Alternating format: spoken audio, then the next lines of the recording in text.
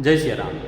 आज का जो विषय है आपको बताने वाले हैं कि यदि आपके पास कुंडली है तो आप खुद अपनी कुंडली देखकर शादी कब होगी पता कर सकते हैं। कैसे पता करेंगे, आपको एग्जाम्पल के रूप में ये कुंडली बनाया हूँ, इसी के माध्यम से बताएंगे। और आप अपनी यदि कुंडली है तो खोल लीजिए, जैसे जैसे मैं बता रहा हूँ आप देखते चलिए, खुद पता कर लीजिए। यदि कुंडली नहीं है तो आपके पास, यदि आपको डेट ऑफ बर्थ टाइम पता है तो बहुत सारे एस्ट्रोलॉजी के ऐप आ गए हैं, उसमें आप डालिए अपना डेट ऑफ बर्थ टाइम डालिए, एक लग्न कुंडली का चार्ट बनके तैयार हो जाएगा। और जैसे जैसे मैं बता रहा हूँ उसी तरीके से आप खुद चेक कर लीजिए कि आपकी शादी कब होने वाली है। सबसे पहले आपको क्या करना है, देख लेना है।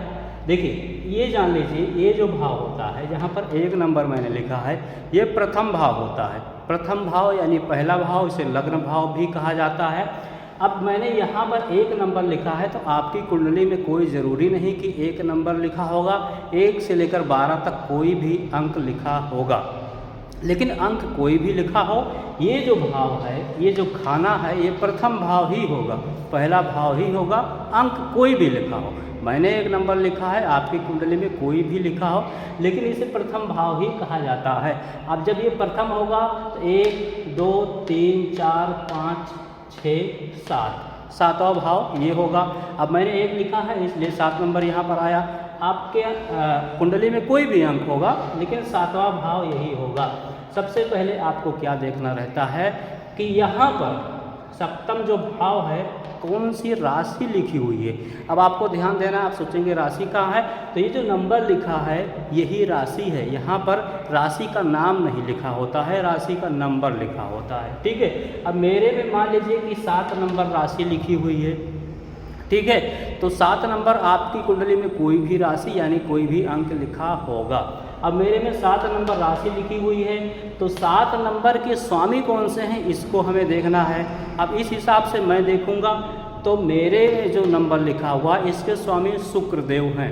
अब देखना रहता है कि शुक्रदेव की महादशा अंतरदशा कब चलेगी। जब शुक्रदेव की महादशा अंतरदशा चलेगी तब आपकी शादी हो सकती है, यानी शादी का रिश्ता आ सकता है। अब आप कैसे देखेंगे, मान लीजिए अगर यहाँ पर 1 नंबर लिखा हो तो मान लीजिए कि मंगल की दशा आपको देखनी है, 2 नंबर लिखा हो तो शुक्र की दशा देखनी है, 3 नंबर लिखा हो तो बुध की दशा देखनी है, 4 नंबर लिखा हो तो चंद्रमा की, 5 नंबर लिखा हो तो सूर्य की, 6 नंबर लिखा हो तो बुध की, 7 नंबर मेरे में है तो शुक्र मैंने देखा है, 8 नंबर यदि आपके उसमें लिखा है तो मंगल की देखिए, 9 नंबर लिखा है तो गुरु की देखिए, 10 और 11 नंबर यदि लिखा है तो आपको शनि की अंतरदशा महादशा देखनी है, 12 नंबर लिखा है तो आपको गुरु की महादशा देखनी है कि कब चलेगी। अभी चल रही है तो समझ जाइए कि अभी कुछ ही दिनों में शादी का रिश्ता आएगा या शादी पक्की होगी, नहीं तो कब चलेगी, जब चलेगी तब रिश्ता पक्का होगा। पहले नंबर आपको ये देखना है। दूसरा नंबर आप क्या करना है, यहाँ पर यदि कोई ग्रह बैठा है तो ठीक है, तो उसकी अंतरदशा महादशा देख लीजिए कब चलेगी, नहीं बैठा है तो कोई बात नहीं। ठीक, उसके बाद आपको देखना है प्रथम भाव और 5वां भाव और 7वां भाव, इन तीनों ग्रहों को देखना है कि इन तीनों ग्रहों की जो राशि है उनके स्वामी कौन से हैं, उनकी स्वामी की अंतरदशा महादशा कब चल रही है। अभी चल रही है तो समझ जाइए कुछ ही दिनों में शादी का रिश्ता आने वाला है, शादी पक्की होगी, शादी की डेट रखी जाएगी। नहीं चल रही तो कब चलेगी, जब चलेगी तब रिश्ता आएगा। ठीक, दूसरा नंबर आपको ये देखना है।